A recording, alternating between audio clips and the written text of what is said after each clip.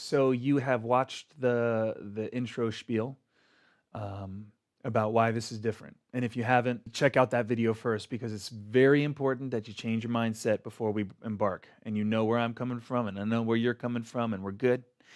And then we could take it from there.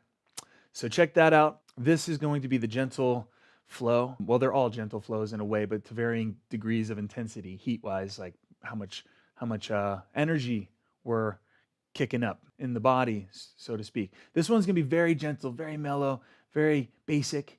Basic is beautiful because instead of being sort of our attention being spread thin over our whole body's trying to hold a complicated pose, when things are basic, it allows us to delegate that awareness not to like a whole bunch of things we're trying to hold together, but just one simple sensation.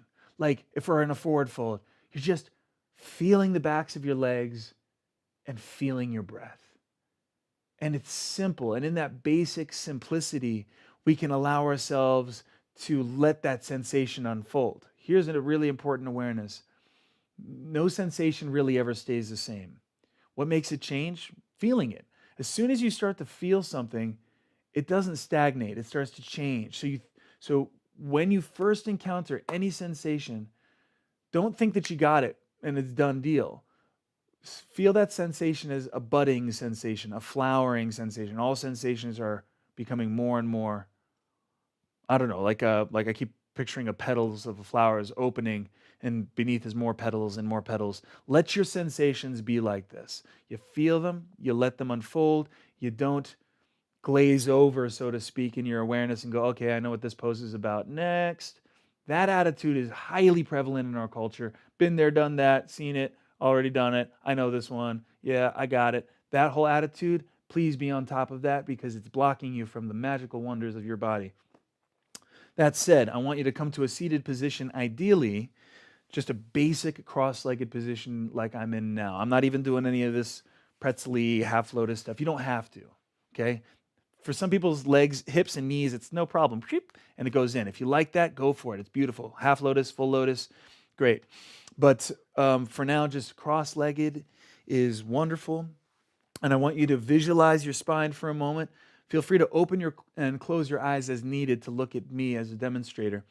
But also, you can close your eyes right now and still see. I call this inner vision. You have the ability to see the orientation, the physical orientation of your body. Like I'm sitting, I can tell my legs are crossed. I can tell that I'm sitting in a vertical position. You know this because of the sense information you're getting all the time. So I want you to think of that as a kind of seeing without your eyeballs. So you can see without your eyes. So I really want you to use your non-visual sense of sight in your body, aka feeling.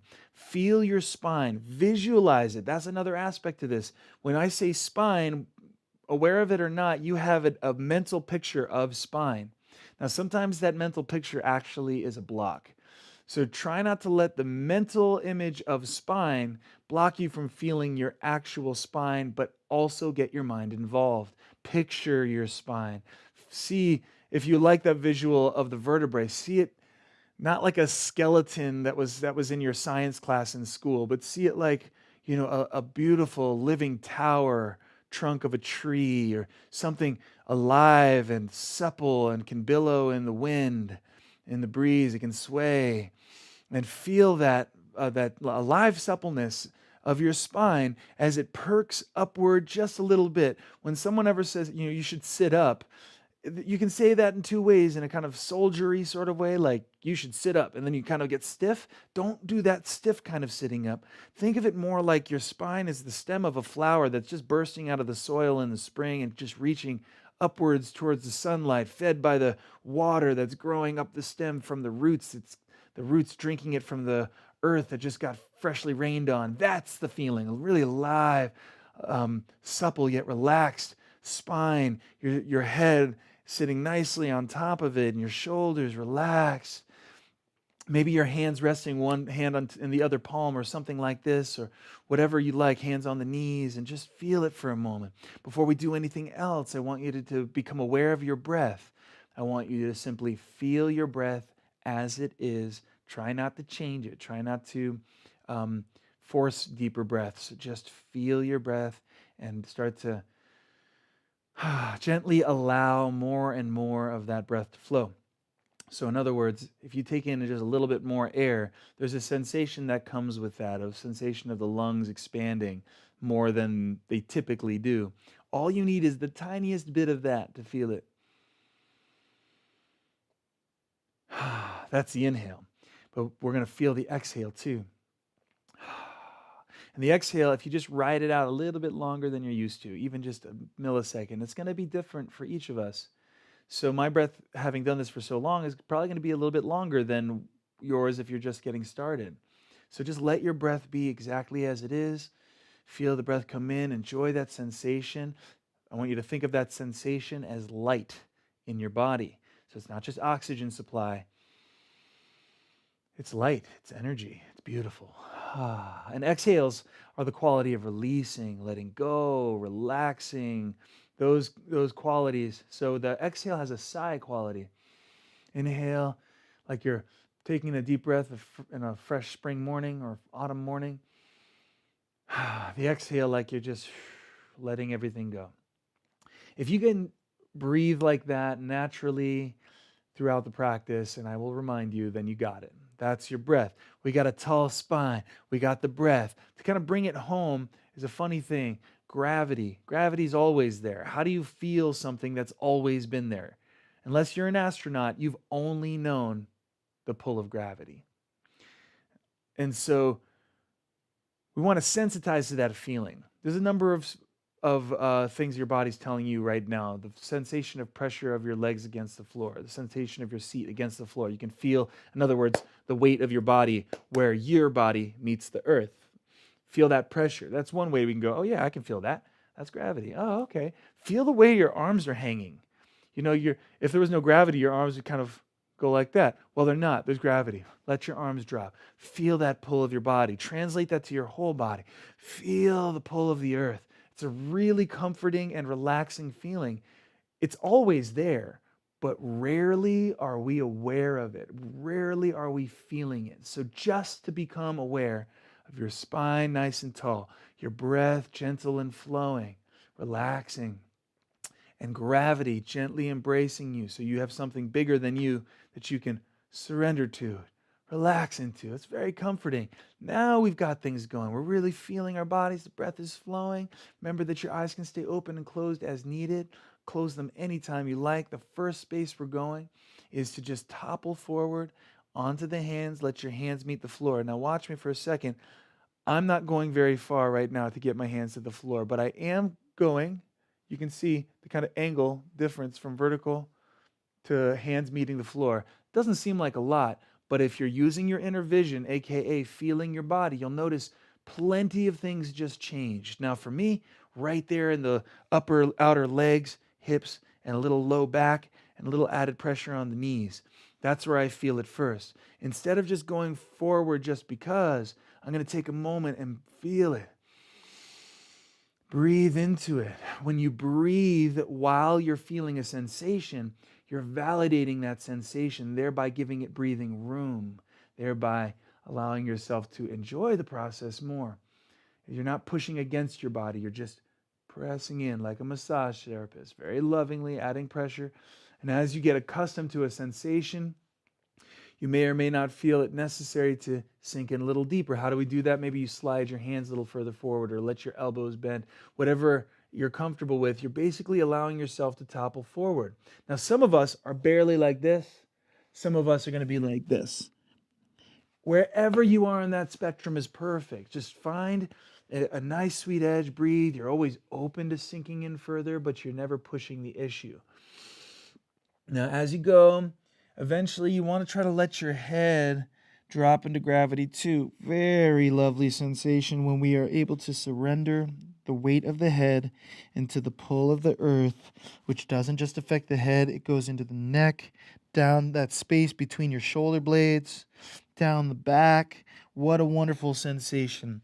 Now, there's another technique that yoga, capital Y yoga, has taught me directly, is while you're in the pose, if we have even in the quietest way the belief that a pose is supposed to stay still, and therefore it has kind of a rigid feeling to it. You got to kind of fix yourself. Don't fix yourself. If you get fixed, you become broken from the joy of the practice. So don't fix yourself. You can always allow yourself to move and sway even the tiniest bit around the pose, like I'm doing right now as a demonstration. Just what that does is two things. It's giving the body the message, look, body, you're not trapped in this pose. You're free. I just want to remind you. Because a body, just like an animal not wanting to be caged or constricted, it's like our body's like that too. Our body doesn't want to feel constricted. It's a matter of freedom. So if the pose is constrictive in our minds, it's going to be constricting in the body, and therefore the pose can't breathe and the body can't relax. So always feel free to move around, sway, enjoy that sensation. Close your eyes. A millimeter is a mile when you're feeling your body in great detail. You're breathing. Once you get the hang of that, you can come back to stillness, and it doesn't feel stiff or stagnant or rigid. You can actually have fluid stillness. You can be still and yet still have a sense of free movement. Okay, let's keep ourselves toppled forward and just for a moment sway over towards your right leg. And as you go over towards your right leg, feel what's happening. Feel the changes that are occurring. It's not the same picture in your body as it was a moment ago when you were center.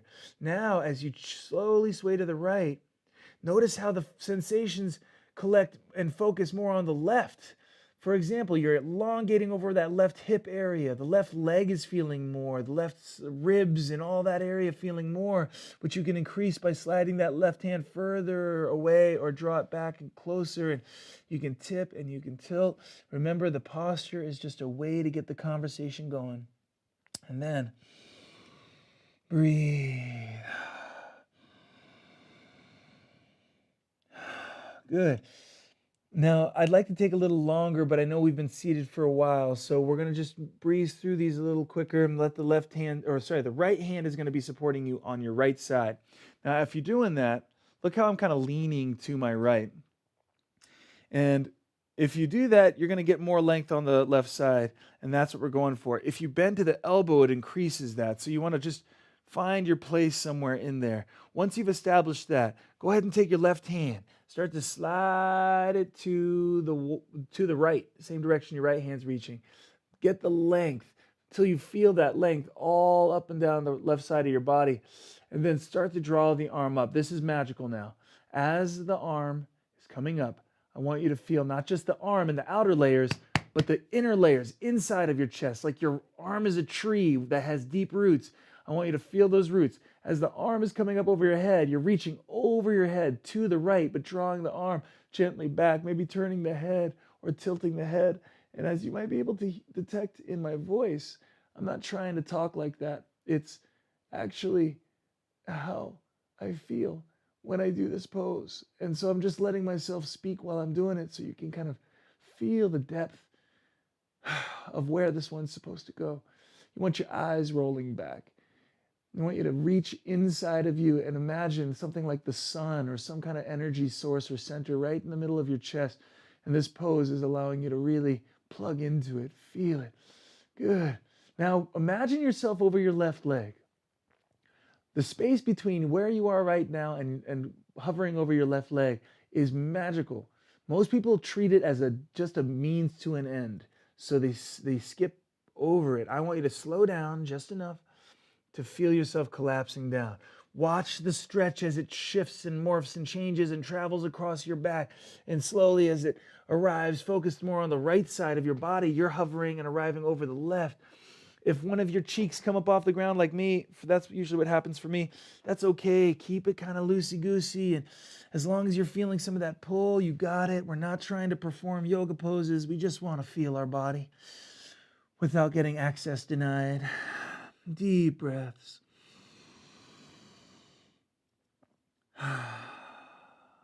Listen to my sigh, my exhale. I'm not pushing it out, and I'm not controlling it out, which you hear in a lot of yoga classes is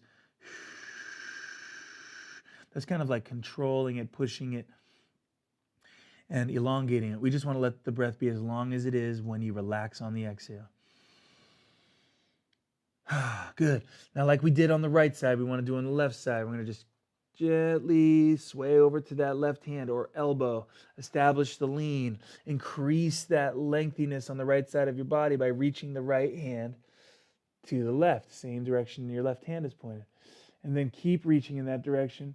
Gently and with awareness, draw that arm up and over your body.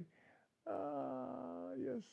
And that's not an exact place. So I'm finding it right about there. But, it could be a matter of bringing the arm forward a little bit, back a little bit, arm less reaching, more reaching.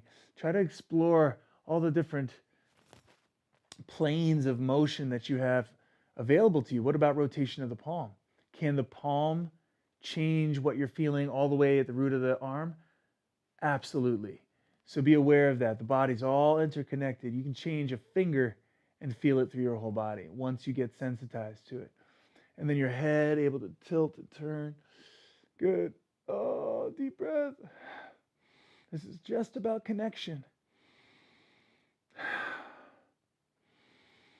Connection to what? Connection to yourself. That's simple. How? Feel yourself. That's it. These postures provide a way of feeling yourself and to connect to yourself. There's no fancy science going on here. It's very simple. It's just a matter of not complicating it. Now we're going to ease back to the middle. Nice and slow. Good. Feel the massage in your body. Now, we've been cross-legged for a while, I know. And if at any point you need to undo your legs, it's okay. Don't worry about it. You can just let your legs relax and then come back to this. If you're still feeling good, I want you to explore a motion with me that's really fun. Slowed down, of course. I want you to let your hands reach to the floor right in front of you. Just see how my arms are just nice and long. Not stiff, just a nice soft reach to the floor. I like to imagine the arms are like rays of light. They're like the rays of light from the sun. Your sun is your heart center, your chest, whatever. Just right in here, your arms are just rays of light. Weightless and bright. Now what we're going to do is swing these rays of light through the full circle slowly. So as the hands are changing the direction, you are reaching wholeheartedly in that direction. So my arms are always the longest they can be on their way from the starting point up to the sky. And it's not just the arms, your arms go all the way into your body here. So your whole shoulders are lengthening, elongating. And when you get to the top, think of your arms not as a rigid reach up to the sky, but a receptive reach. Arms are like open pathways, both for energy to move up and out through your fingertips and into your fingertips and down. So it's just a nice open pathway through both arms. I want you to close your eyes, use your inner vision. The ceiling is not in your way of reaching into outer space. Reach into outer space. You know what's funny is outer space, what we call outer space, is not just out there above the atmosphere. It's right here. There's just also atmosphere. We're in outer space. It's such a simple point, but yet knowing it and being aware of it is a magical thing. What does that have to do with this pose? It has to do with connecting to that. We always do this, us humans. We put heaven up there, outer space out there, the universe out there, everything out there, out there. That's a mental ceiling that's blocking us from feeling. So whatever it is for you, you want to call it heaven above, you want to call it the infinite sky, you want to call it whatever it is, touch it. That's that special energy. Let it pour into your body. And since we've been here for a little while, let's continue that circle. Where do the arms go next? They start to go backward. Backward makes the whole length of the arms start to elongate. So you should feel a nice soft stretch in the full length of the arms as they move back and down. Notice how slow I'm going. Good. So much to feel on the way down. Now when the hands land, it's kind of opposite of where they started. So we went all the way around and now they're behind us. Okay, so that allows you to recline and actually support. Now you may actually sit like this anyway, let's say if you're hanging at the beach or whatever, watching the waves roll in, you're not thinking to yourself, you're in a yoga pose, you're just hanging out, right? It's that kind of feeling. We just want to take a casual pose here, rest, nice deep breath. And our final pose that we're going to do here with our legs in this particular formation is I call it I am asana. So asana is the word that means actually to sit still, but it's how we know we're naming a pose. Padangustasana, Trikonasana. So the asana is the pose suffix. Now, I am asana. I play with using English words and adding asana. I am. What is the I am? The I am is basically the I am here, the proclaiming of your presence, and it's nothing fancy. We're just saying, I'm here, not to anyone else, to ourselves. And it's a powerful pose. That's the energy we want behind this pose. You start to reach through the belly, for example. Let the chest shine. If you were a source of light, again, you want to just emanate your light through the front of your body. If you want to think of it more like the light's hitting you, like you're basking in the sun, and you want to get a suntan on your body, you're just meeting the sunshine halfway, and feel that wonderful sensation of fullness. Now you can stay here supported by the arms and just breathe and feel that, or you could even leave the seat and go towards the knees or even onto the knees in some cases, and it turns into a really wonderful pose. There's something called camel pose where we're up on the knees and we go back. This is like we're already back on the hands and letting the pelvis go forward, and it becomes a nice reclined camel pose kind of pose. But again, the energy is I am here. This is my body. I'm not apologizing for my presence anymore in this world. Shine, radiate, emanate, feel good, deep breathe. Be you. Reclaim this body.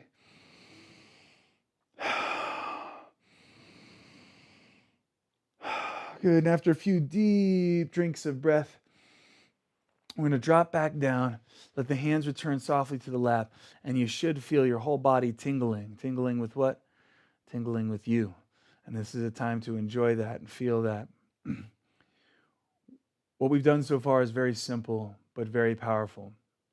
It's covered a lot of ground, believe it or not. It's allowed us to really open things up. A lot of the hip stuff, knees, back, front, arms. We've already covered a huge amount of territory.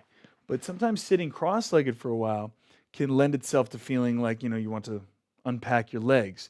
Instead of doing that again, like, miss the whole journey, feel it, hit slow motion on yourself, and lean back onto those hands. And almost like this is the first time you're ever extending your legs in your life. Just go with that kind of awareness. Let one leg go out. Let the other leg slide out. Feel the backs of your legs as they decompress. Good. And it's kind of like the slipping into the bath moment. You just slip into a bath and it's kind of almost too hot. And you just extend your legs out into the hot water. And feel your legs and relax. You're still kind of supported by your hands so that you're not like having to tug on the legs yet. You're just feeling, excuse me while I fix my microphone. You're just going to feel that that awareness kind of going into the legs, the sensation of the backs of your knees, which have been squeezed for a while, are starting to open up. So especially as we're getting started, I really like to take a lot of extra time to feel what we normally skip over really quickly. Feel the moments where we usually think that nothing's going on. Like now, like we don't think anything's going on, therefore there's nothing to feel. Can we get into the pose now? That mentality is precisely the mentality that keeps us from missing half the pleasure of this practice. So we're just going to feel our legs. Close your eyes. Really see them. Really embody them. When I say embody, it means you don't just have legs. You're feeling your legs. Everybody has legs. How many of us are feeling them consciously? So once you do that, that changes, almost like a dimmer switch. If you have a dimmer switch in a room, that's like sliding the dimmer switch up bright first. And then venture deeper into the room by how? Letting the hands go from the floor behind you, just by the legs, or maybe in the lap. Notice now, that even though I'm forward a little bit, I'm not pushing yet. I'm just sitting up. My toes kind of naturally, my feet kind of curl forward and a little bit inward. I'm not fighting that. I might just feel what it's like to pull the toes back. What does that do? Spread the toes. Nobody taught me how to do this, by the way. It's just yoga, the yoga awareness that allows me the permission to explore, try things out. You have that ability too. Just need permission to do so. Now, for some of us, it's too much to sit with straight legs even like this. Let a little lift happen in your knees if that's you, or stay on your hands. If, however, you feel like you want to come forward, even 1 or 2 degrees forward increases the pull. Imagine your tissues in the backs of your legs kind of getting a little bit of pull without tug. We want just a little bit. Now, if you have that idea in your head, like you got to get to your toes, that idea, at least in our practice, is getting in the way. Don't worry about your toes. Just feel the backs of your legs. Just lean into it a little bit. Let the pull appear. Feel that. Maybe tip left, tip right. That little technique I showed you earlier to just soften the feel of the pose. You're not forcing your body into a shape. You're just touching in on it. Good. I got all kinds of sensations in my legs. I don't even feel like I need to go any further today, right now. This feels amazing. I've got this incredible, intense sensation on the front of my knee. Backs of my knees are happy. I don't need to push any further. Sometimes, however, you feel like you want to get in there deeper. There's 2 main ways to do that. Straight spine, just kind of notice how I'm sitting more straight and leaning into it a little bit like that. And that focuses it mainly in the legs. But if you want, you can also come forward by way of rounding into it. I call it the conscious slouch. You're slouching on purpose. You let your arms drop, you let your head drop. Like imagine falling asleep here. Now this brings in it's almost like a whole other pose because of what it does in the body. It brings in openings and pulls there in the low sacrum. The sacrum is the bone in the middle of your pelvis. It's kind of the lowest part of your back. Just before where the tailbone, the actual tailbone is the coccyx, the little tip. But some people call the sacrum the tailbone too. So it's whatever you call that. That's the sacrum. We want to feel the pull there and feel that up the back. And you can adjust it to your liking and breathe. Now, if you're waiting for the pose to be over, that's how you know something doesn't feel good. And that's usually a result of pushing too hard or not breathing deep and feeling your body. So if you ever feel like that, like feel like I'm holding you in the pose too long, remember that's not me holding in the pose too long. That's you not feeling good. And there's some reason that you're not feeling good. And it's, again, usually because you're pushing. So I'm going to ask you to be on top of that. I can't manage that for you. I can only remind you. But again, the first indication is you're aware, you feel like you're in the pose too long. That's all you need to know. Oh, something doesn't feel good. Maybe you just need to back out a little bit. Ease off. Good. Nobody ever wanted a good massage to be over. So in that principle, always make sure it's a good massage. It's a matter of pressure and breath. Because you can have a great massage therapist and yet the client doesn't know how to breathe. So it's almost like the client isn't getting the massage. They're just getting pressed on. It's the breath that allows you to receive the massage on that deepest level. So remember that too. You've got 2 roles here: therapist, client, giver, receiver. Now we're going to slowly back away. Here's something that a lot of people miss, going too fast, as always, is the moving out of a pose. There's so much information in this motion, backing away, coming back to the hands, the arms are supporting you, and upon leaning back onto those arms, you should feel all kinds of sensations in the wake of that pose. So, for example, right now I feel like a really pleasant coolness around my ankles, a little pulsing in my knees. I feel a sense that the backs of my legs just got nice and stretched. And when I say stretched, I mean in a gentle way. They feel open. I feel like increased circulation. all of these sensations that we want to stop and notice and recognize. So I want you to just sort of take stock of your body's feedback right now. And then we're going to try a nice opposing pose. Sometimes I like to do 2 forward folds, but in the spirit of keeping it brief today, I want you to just feel that sensation and then answer it with a nice opposite. The opposite is what? It's when we start to go, instead of going forward, we start to go up. First, we've got to establish the contact points. The hands are on the floor behind you again. And only if you want to add a little bit more opening in the wrists, and it's not going to be too much, point your fingers forward. And then, of course, the further you slide them back, the more that angle at the wrist and the more intense the pull. So just not too much. And if even right underneath the shoulders is too much, angle the hands at an angle that feels good. Next option, keep your legs straight for more intensity, more heat, because it's just a more unusual way of leaving the ground. Or shorten the distance between your seat and your feet by flattening the feet, bending the knees. Now you've got your feet, your seat, and your hands. And we're going to just leave it with the feet and the hands. Whether your legs are bent or straight, we want to pull off the seat, but again, not in one jolt, but in a very conscious leaving the ground. Why? So that we can feel exactly what is allowing for this levitation. You don't have to go all up high like the traditional pose. Even if it's just a little bit up, that means that those aspects of your body are being activated. And that's all you need, is enough to feel it. Higher does not equal better. Just let it be as high as your smile and stay relaxed and keep the breath flowing. It's a different sensation, but still meeting it with the same neutrality as any other pose or massage. Just feel it and breathe. Be the witness. Don't fight it. Let the energy build a little bit. A very different sensation than a stretch. Though there is some stretch down the shoulders and arms typically. Now, front, top of the ankles and feet. Good. And when we start to set it down, we go slowly back down to the ground with the same spirit that we exited the last pose. Just nice and aware. Once we've come all the way down, if you haven't already flattened your feet, go ahead and flatten your feet. Let your hands leave the mat. Let your arms leave the floor and go arms into just a casual wrap around the legs. Again, you might find yourself sitting like this anyway. You know, if people take a seat on the floor, this is often a positional take. So it's very casual.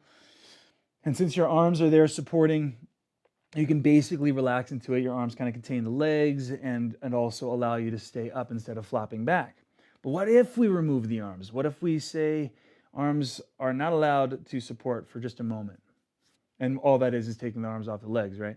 So we want to do that slowly and feel it, because in that moment, in that transition of arms supporting to arms not supporting, something has to take over. And I want you to slow it down and feel it. Your arms are going to leave the legs. And as they leave the legs, see if you can feel what takes over.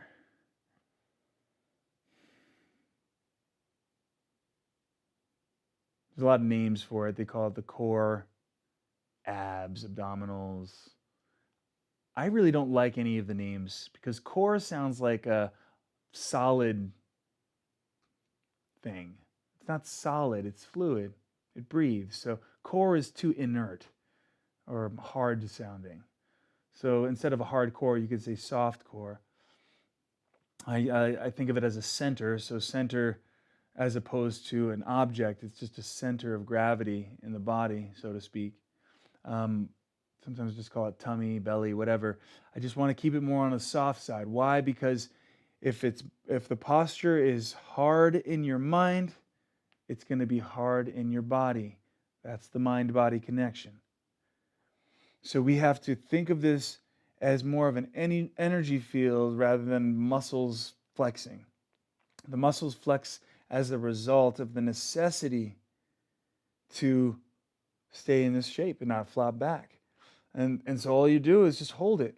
Now, yeah, you can go into a full straight legs and arms and the whole boat pose thing. Great pose, wonderful pose. But we don't need to do that. Yeah, we can do a bunch of crunches and sit-ups, but we don't need to do that. This is an opportunity to encounter your core, your soft core, your tummy, your belly in a way that isn't objectifying and harsh. You know, if you think about it, and I actually love sit-ups. I like doing sit-ups in a yogic way. But if you just allow yourself to feel the flexion and not too much, not too little. If I was to rate this on a scale of 1 to 10, 1 being barely there and 10 being sweating bullets, this is like a 3, maybe a 4. If I kept leaning back, it would turn into like a 5. If I kept going, the feet left the ground, it become like a 6 and 7, 8. And so you just kind of go up to your perfect level. This particular time, we're not trying to prove anything. We're not trying to see how strong you are. You can do that any day of the week. Let this one be entirely about the feeling. Just feel your tummy, feel your belly, breathe. See if you can stay relaxed. Just meet it. That's all. Remember the humbleness I started talking about at the beginning of the practice. Humbleness. Stop thinking that we know what the body should be doing. Let's just go into the body and let him speak.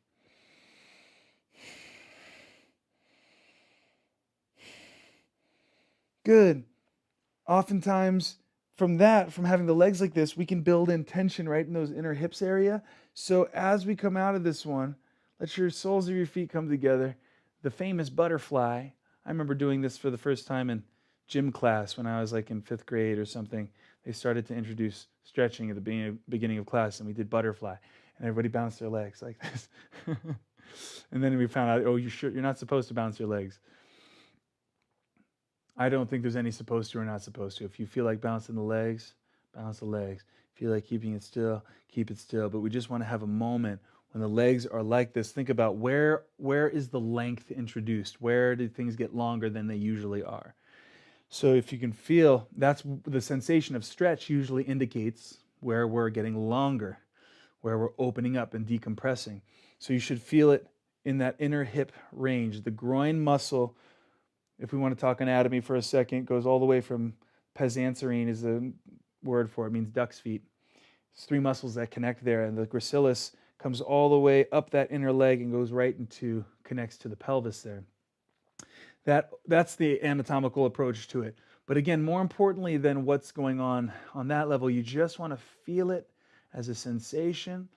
If you want to increase the pressure on this massage, you can come forward. Or another unique approach is to kind of go backward. Change the angle of your pelvis, you change the quality. So if you can see, my legs are staying the same, but I'm changing my pelvis. That allows us to kind of direct it. You can come forward, back, straight spine, rounded spine. It's all yours. Just let it be the next few moments of time to just feel your body opening here. Breathe into that pelvis, into the inner hips.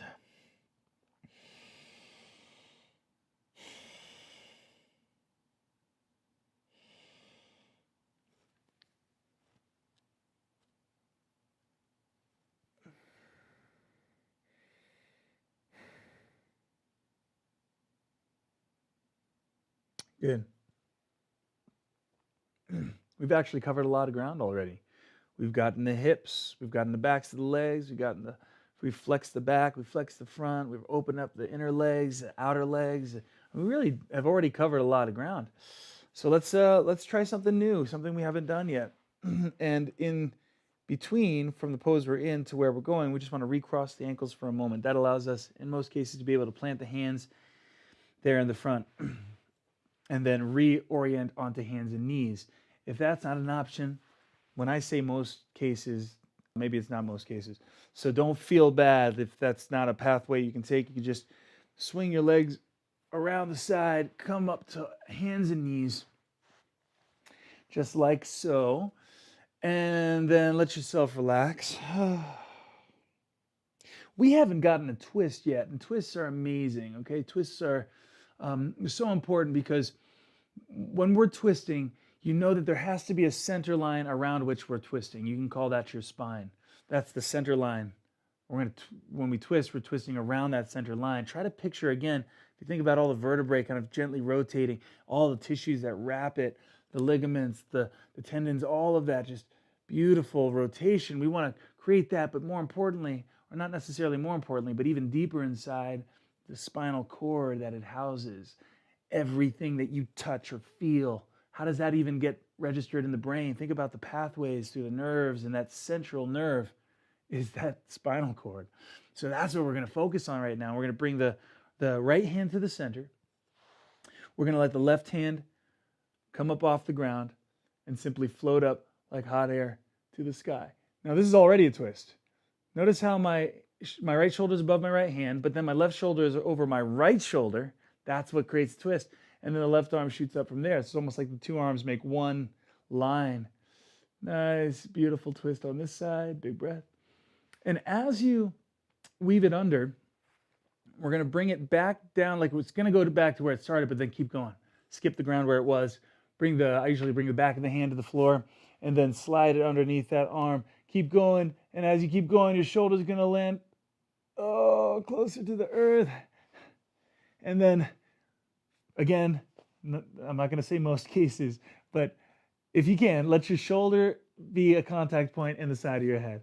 Imagine like a baby in a crib that just fell asleep in a funny position right here. Just button the air and a little rotation of the spine.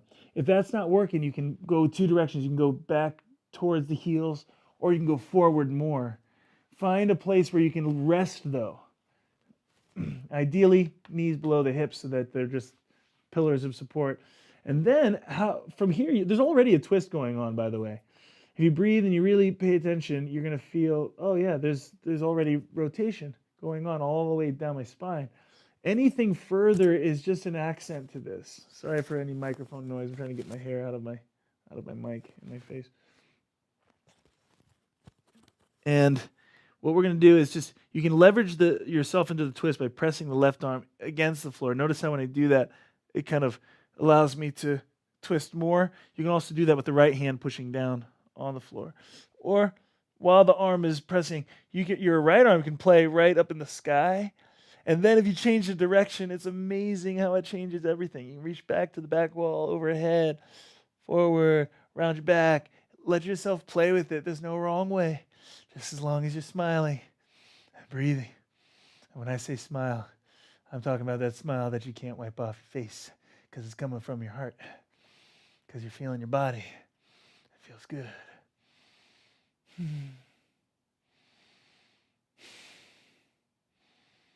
Good. Now I'm going to slowly unwind from that side. Let the right hand come on down to the ground. Slide that left arm slowly out. And then the left arm is going to become the supporting arm. The right arm is going to fly up to the sky. Big inhale. And with the exhale, take that arm, weave it under, keep on going. Shoulders are going to meet the floor, then the head, or maybe the head and then the shoulder. And then leverage the floor. You can stay on the ground, use the arm against the ground, or press the left hand down. Anything else. Let your two sides be different. Maybe one side reaches differently than the other side. There's that sound again in my voice. You want to get super deep, all the way into the spine.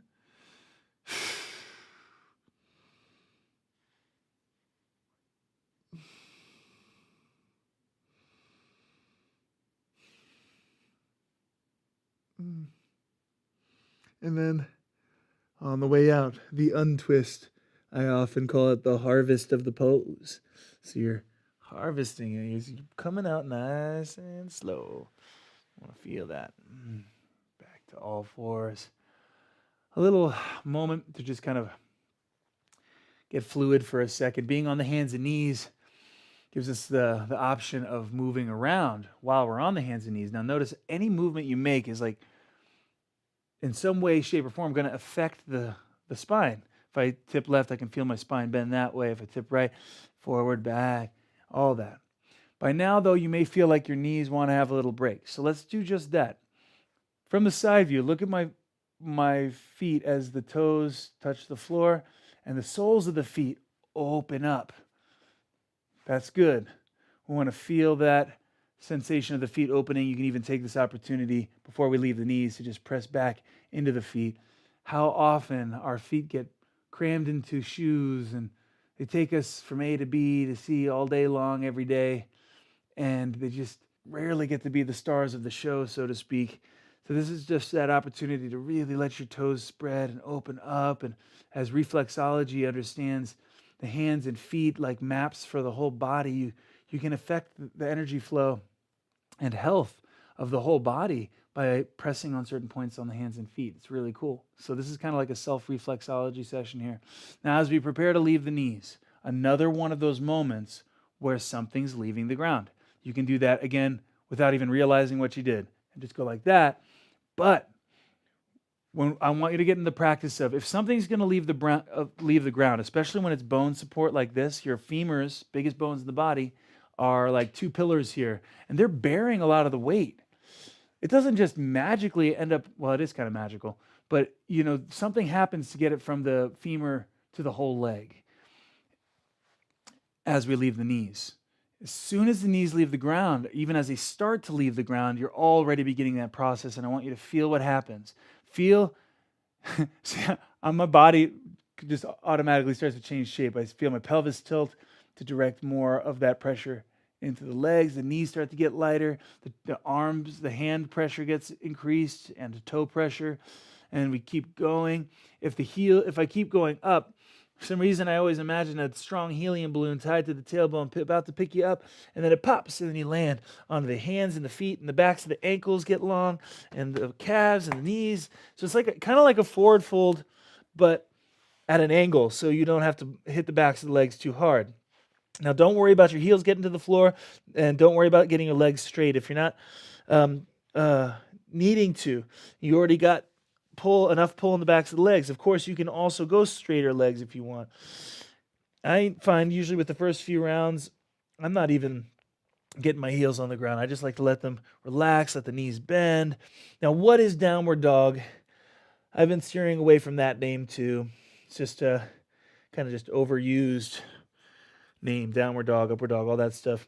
So I like to call it pyramid pose. One of my students threw that name out at me once, and I really like it, pyramid, because if you look at the shape of your body, these four corners and the top, loosely speaking, of course, but it's basically a pyramid shape, a four-cornered pyramid. Well, what if there's no right way to pyramid here? You could make it a smaller base, walking the hands closer to the feet, or you can make it a longer base, further away from the feet. And I want you to try that. Try just moving around. Why? Because it's so different. It's so different where your hands and feet are in relationship to each other. Changes everything about the way your body lengthens and flexes and where. So I want you to do that and play and find your favorite distance where you feel the most at rest, somewhere in between the two extremes usually. And then same thing, what about the narrowness or width between the feet? If they come side by side, that affects the legs quite differently than when they're out wide. Same thing with the arms, one hand on top of the other, very different shoulder effect and arm effect than when they're wide. Yeah, so let's just let pyramid pose be entirely customizable for your body. And then know that that's, if I say downward dog, if I slip up and use the traditional name, actually the traditional name is Adho Mukha Svanasana. But downward dog is typically how people know that. If I slip and say downward dog, you know what I mean is pyramid pose. Now we're going to walk the hands backwards towards the feet. Do that slow. I'm going to do that again so you can see that. We're going to just do little baby steps, scooching the hands backwards. Now what's happening here? The distance between your feet and your hands is decreasing. But what's happening in a weight distribution level? As your hands get closer, notice you hit a point where your hands have to get lighter and your legs have to take more. And it actually can, if you keep going, it gets to a point where your hands don't have to support anymore. That's where we're going. And you want to let your arms dangle. Always start with lazy mode. Find out what's going on in the bones first. If you just relax and you don't fight anything and you dangle, this requires most of us, like me, to bend the knees a little bit. To just let the weight of your body gently pull. Feel the backs of your legs open. Feel the sacrum lengthening. Feel the microphone wire getting exposed. We're going to dangle from the waist up, let the arms hang, let the head hang. Grab the big toes in the traditional pose. Padangustasana means big toe pose. So if you like to do that, but if you add any pull, making it very gentle and kind. Now, this concept that yoga with a capital Y has taught me directly over the years is a concept of adjusters. Every pose has a number of adjusters, and the only way you can find them is by breaking the mold here and breaking the rules. So traditional pose asks that the legs be straight. That actually might feel really good to have the legs straight, but it also might not. So I want you to let your knees bend. Even if you can go straight legs, let your knees bend until there's a point at which you can't really bend them anymore without dropping down. You're hanging and bending the legs until they're as bent as they can be. And feel that. Let the weight of gravity pull on your upper body and feel the backs of the legs. And then slowly go to straight legs again and slowly go to bent legs again and just kind of scanning the space between those two extremes and find your favorite place. Once you found your favorite place, what's another adjuster? This one's a little bit more subtle, but it's powerful.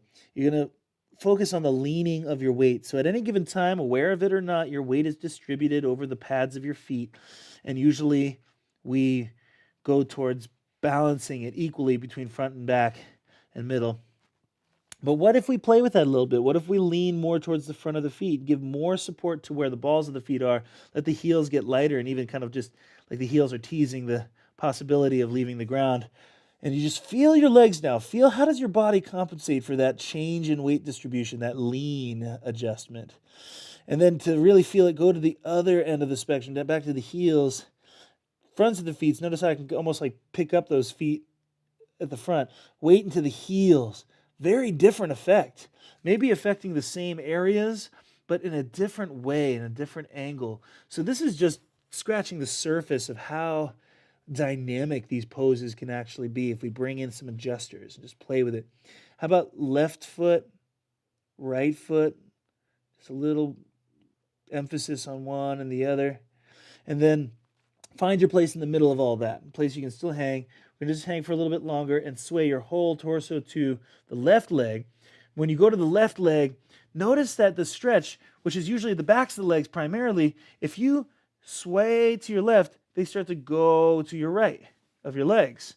That's really cool. That's like now we can explore aspects of the backs of the legs we'd never touch if we were always in the center. So now, sway over to the side.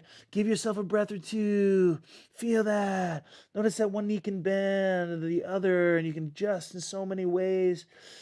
And then slow and smooth through the center to the right side, watching the stretch travel across your tissues like clouds across the sky.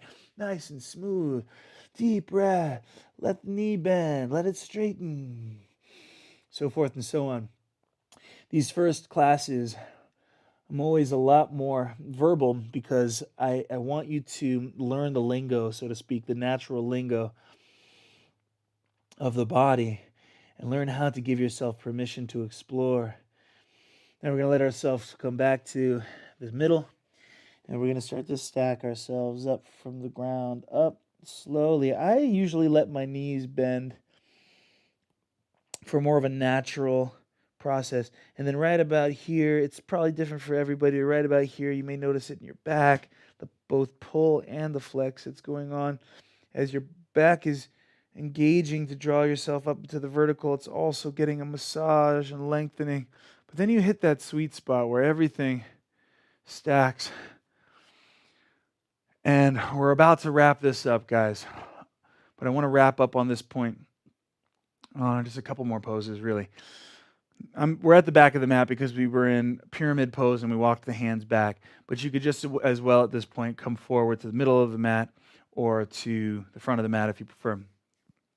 Now, standing here, again, resensitizing is a mental awareness thing. You're already feeling gravity. You've always been standing in gravity, but now is the time to become aware, consciously aware of what that means. I play a little trick, a little thought experiment, if you will.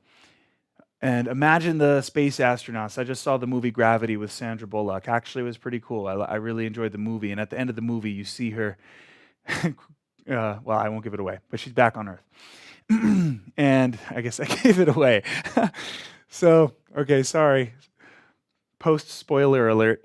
What would it be like to spend a good amount of time in zero gravity? That means there's no up, there's no down, there's nothing to land on. You don't have anything to land on. It'd be so cool at first because it's like flying, right? You get to fly. But that's also disconcerting if you think about it. If you don't have the option to not fly, flying starts to lose its novelty. Okay, not to be too long-winded, but I want you to get the point. Imagine how it would feel to come back to Earth after being in zero gravity for a long time.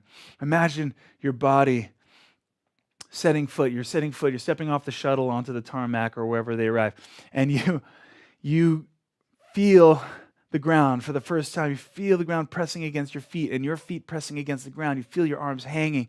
You'd probably be all disoriented too, but we're not disoriented. We're used to gravity. But you're still feeling that pull, that your body against the Earth's body, if you will, and the attraction between the two of you. I want you to sensitize to this, resensitize to it, because it's very important. I speak in terms of energy a lot. The line between sensations and physical and energy for me are almost non-existent. They kind of blur. So when I say energy, I'm talking largely about what you're feeling. So what's the energy of this? What is the energy, sensation, information that you're getting of standing on the earth, the pressure on the soles of your feet, your arms hanging at your sides? That pressure isn't just in the soles of the feet, but is throughout the entire structure of your body to less and less degrees, the less weight there is on top. So most of the weight naturally is going to be felt at the soles of the feet, but it's also in the ankles, the knees, the hips, the neck, the atlas, the whole spine can be felt to some degree. Now I want you to feel that like the energy of standing on the earth. Now we're going to take that and we're going to play with that a little bit. It's a very simple pose, but one of the most powerful poses in my experience. It's called a standing back bend. And all it is to have the feet flat on the ground, slightly gripping toes, hands float to the hips. Notice when you bring your hands to the hips, the elbows go out a little bit. I like to draw them back, and then drawing them back towards each other, we open in the chest and the shoulders, relax. And now just feel that for a moment. Gravity, you're standing on the earth, the energy of the earth coming up through your body in a nice, relatively neutral stance. But the second we start to offer the pelvis forward, the legs have to engage. You want to feel your legs engaging as you do that. Now it starts to create a curvature. You can see from the side, there's a curve here that wasn't there in normal standing. That curvature indicates two things: change in the bone shape, the curves, but the way the muscles are going to have to activate in order to compensate. Flexing legs, flexing tummy.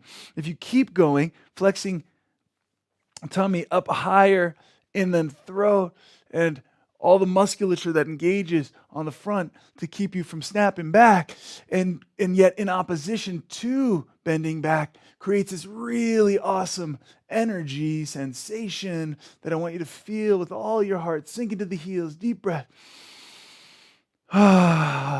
Good. Now I'm getting the involuntary shakes here.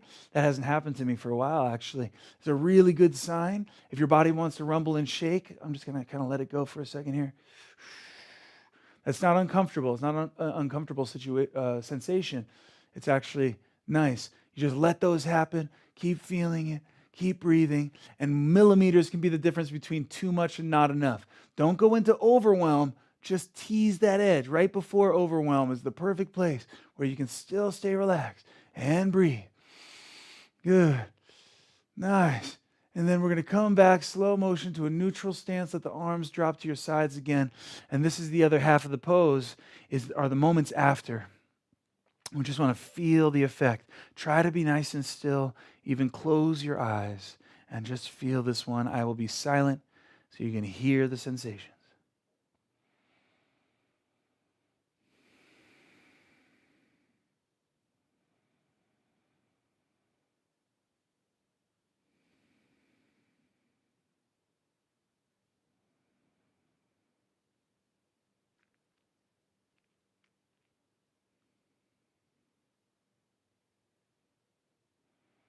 Good. So a very powerful thing is standing back bend. You can follow that up with another forward fold if you feel the need to decompress the back after that. It's a nice way to go. Dangle like we were a moment ago. Feel free to do that. Or if you're feeling solid, let's explore two more poses. The last one I want to do before we wrap it up is to sit into the earth. Now, what does that mean? It just means the knees are bending. Now, oftentimes when we bend our knees, we do other things too. We start to notice how this is a typical thing we see. You see the curve in my back, my butt's sticking out, and I'm kind of leaning forward. We don't have to do that. We can just let the knees bend. That's all. Just let the knees bend.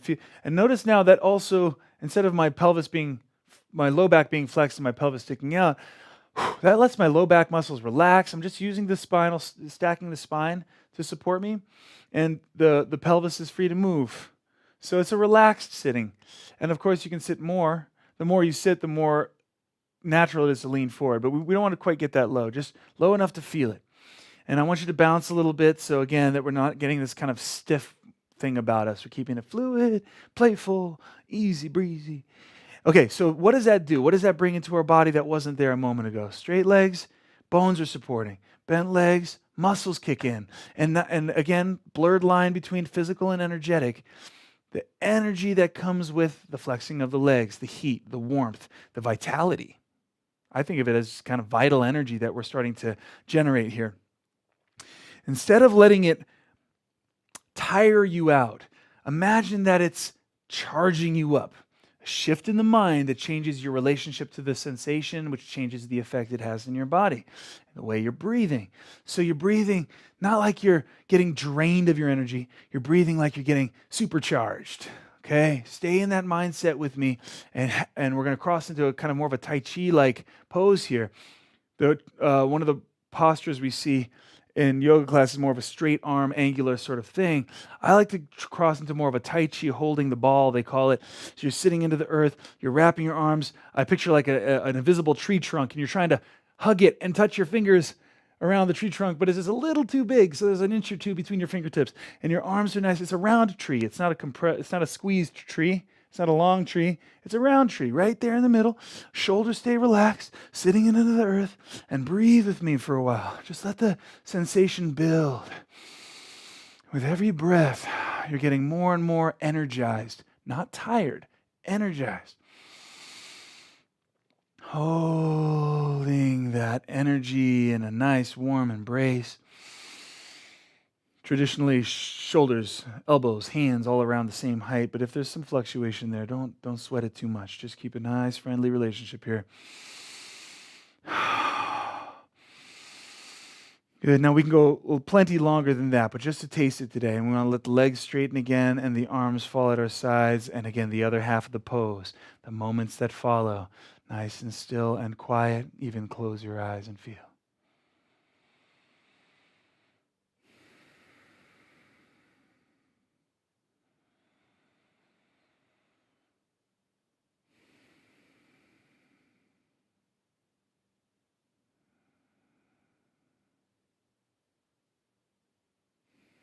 Good. So, hopefully the end result here is you feel opened front and back and sides. We feel relaxed but energized, grounded but light. You know, it's a nice place to come home and bring it all home. And I'm going to bring it all home on one central point. But just like there's yoga, lowercase y, and yoga, capital Y, as I've been exploring with you, that goes for almost everything. So balance, lowercase b and capital B. What's lowercase b balance first is the default for most people. Oh, balance pose. That means I'm going to be trying not to fall while I hold myself in an awkward position. Let that idea go. Balance does not equal not falling. It's deeper than that. Balance itself is a feeling, a connection sensation, something so profound. Because think about it, what is balance? You can't measure it, you can't quantify it, you can't give it a location, a size, proportion, anything like that. But yet, we can't say that it's not real because we can feel it. What is the feeling of balance? I'll show you right now. Bring your feet all the way together to contain your foundation where you meet the floor to the smallest surface area possible on 2 feet, 2 flat feet. And that makes us, we're still stable, but it makes us just a little bit more precarious in terms of the wobble and sway factor, which I'm exaggerating big time right now. But if you close your eyes, you'll notice there's sway. You're not a statue. Lowercase b balance, that's us trying to be like a statue. Capital B balance is alive, and it sways, and it breathes. It's not fixed, but fluid. When you close your eyes, you make your balance just a little bit more precarious than it typically is. And what happens when you start to sway? You can feel it. If you start to sway too far from center, almost like a rubber band getting pulled too far, what does it do? The tension becomes greater and you get pulled back to your center. Who's doing that? What's doing that? It's not like you have to think about all the muscles that you got to flex in order to do that and what sequence. It's innate, it's natural, it's the intelligence that's inborn in you. So balance. Why does everything want to come to balance? What is that? What is that about anyway? And what is this sensation of balance? So by swaying and just feeling yourself as you get too far from center and as you come back to center and you connect to that sensation more and more, that balance, if it's not a size or a shape or a location or a specific set of coordinates, but just is, and it's there and it's inside of you, then what is it that you're encountering? This is a question that does not necessarily need a literal answer, but just to ask the question, what am I feeling when I feel my balance?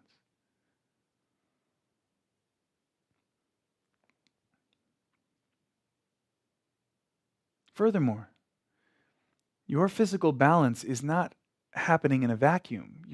It's in relationship to the earth.